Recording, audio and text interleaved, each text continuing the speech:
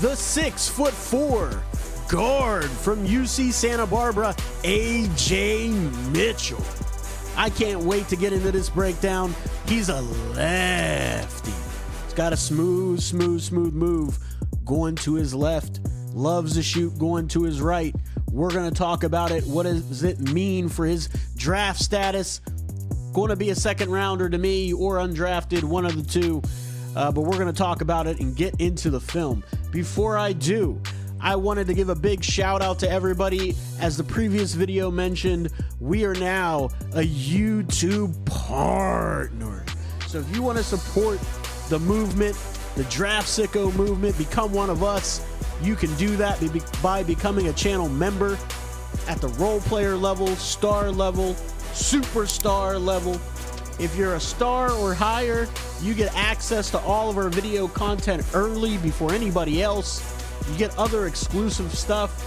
You get emotes for the chat during live streams, badges to differentiate yourself between other subscribers. Gives you just an elevated status. So if you want to support us, help us continue to upgrade the channel, continue to support the dream and the vision, I sincerely appreciate it.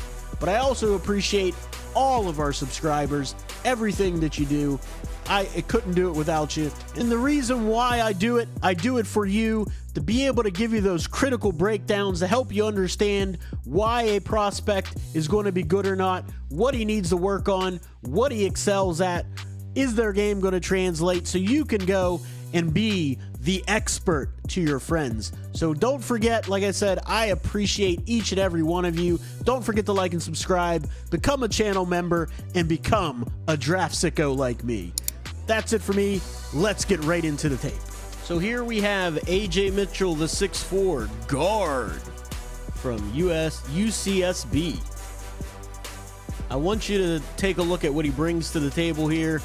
With that size, he's going to be able to collapse the defense. That's one thing he does right off the bat, you notice, and that causes that chain reaction for the open triple. I want you to notice on this rep in transition, the hand placement right here on the stomach. Now, this could be a flop.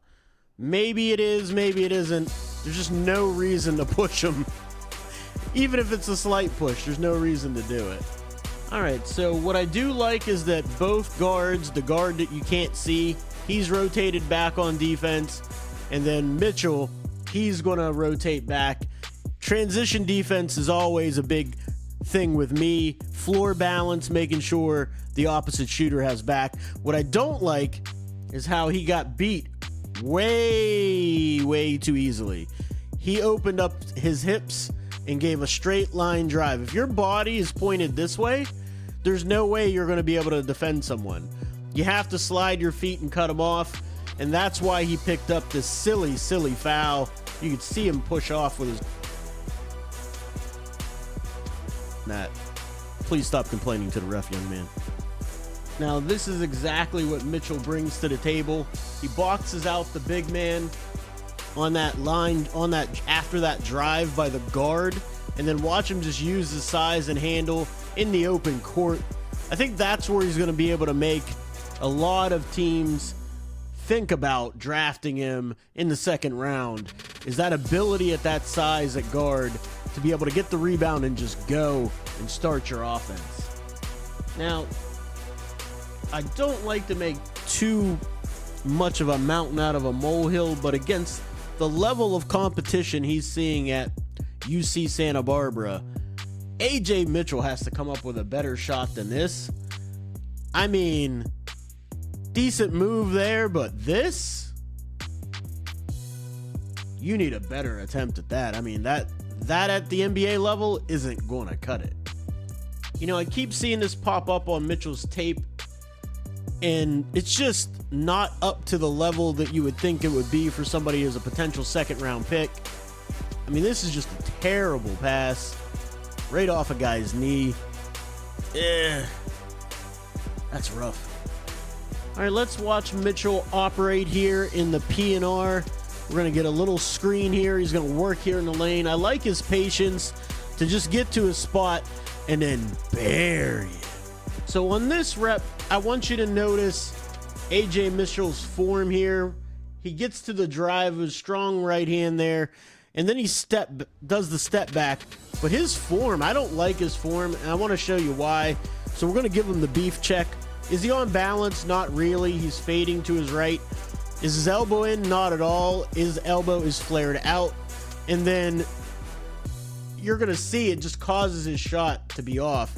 So just for people to understand, when we're talking about beef, balance, elbow in, eye on your target, follow through high, the elbow in part's very important, right? So whenever your elbow is out, the ball has more room for deviation. So instead of being able to just go straight off your hand into the basket, it can go to the left, it can go to the right, and then you got to factor in, is it strong enough or is it, long enough? Just too many variables are introduced when your elbow's out. The more in your elbow is, the straighter the ball is going to be, and you just got to worry about, is it going to be too far or is it going to be too close? That sort of thing. So I'm not a fan of his form at all at this point.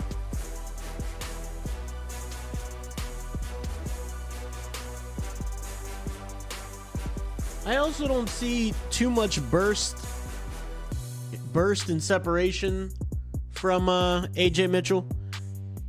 Even on this little pump fake, he just can't beat his guy off the dribble. Doesn't get his shot off. I'm not sure. I just don't see how his game translates at the next level. I don't. No ball pressure on that pass either. Oof. All right, so we have Mitchell here again. How he operates and has gotten as far as he has in his career is he has good fundamentals in terms of his footwork. Nice little jab, cross, draws two, gets the big man to the line. All right, so this I would like to see AJ do more. I'd like to see him just curl, get into the lane off these pin downs and PNRs, and use that, 6'4" long arms and finish at the 10. So Mitchell has a lot of fundamental traits that I like about his game in terms of his footwork, him being in triple threat every time he catches it. I love that. But he just doesn't have what it takes at this time to get to the next level and excel to me. Just watch this whole rep off this PNR. It's way too slow. Can't beat his man. And definitely left that one short. Here we go. This is what I was saying. I'd like to see more from him because of his, lack of burst limitations. These curls into the lane, get his defender on his back, and then he can make a decision. Get to the foul line. Here, AJ's athletic limitations catch up to him again. He has an opportunity for a little midi J I'd like to see him take right there because he's wide open. But you're going to notice the burst. It's really cumbersome for him to get ahead of steam there. And then he just doesn't get any lift off the ground through that contact. That's going to be tough work at the next level, man. One thing that Mitchell does really well, he rebounds, man. He does stick his nose in there. He'll go up and get it. And then he starts your break. And he's good on the break. I do like his decision making on the fast breaks. Even though the strength of Mitchell's game is the decisions he makes on the fast breaks in the transition game, sometimes he just throws terrible passes. Like, you can't one-hop a pass into the corner if you want to have good transition offense. You need better than that. Here's another rep of AJ trying to get to the rim, and just nothing is ever clean for him. Just doesn't have the athletic profile to get to the rim and beat his defender off the bounce. Always contested, always a collision. There's always going to be turnovers that are going to happen because there's never any clear separation between him and the defender. Here's an offensive rep where Mitchell, going to his right, gets his feet set. Do you see how he got his feet set this time and his body's not leaning? He needs to do this every time and go right into that stroke. Mitchell has had his hands full all game with these guards, all of the guards have given him some trouble where he's picked up fouls because he's just hacking down as they're trying to shoot, man. Just stay straight up, play vertical, put a hand up and contest. I want you to pay attention to this rep where AJ has to fight through all this traffic to try to stick with his defender, and he just isn't able to navigate the slalom, and that is what separates elite defenders. You see that where he put his foot in the ground? He just loses too much ground to his offensive player. Now he's way, way, way behind, and this causes the domino effect.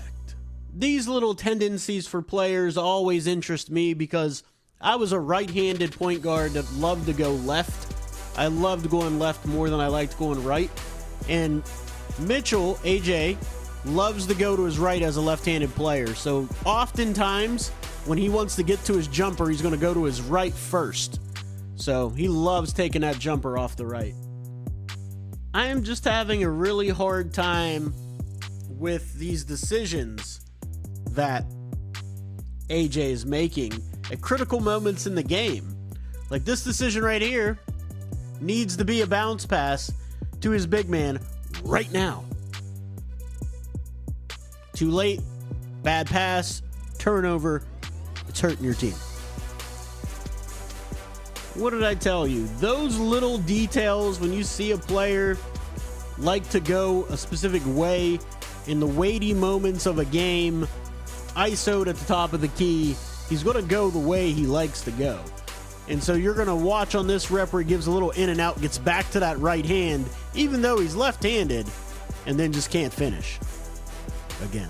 Here's a drive by AJ late in the game, and you just get to see where he realizes he doesn't have all the athleticism, but he's got some tricks.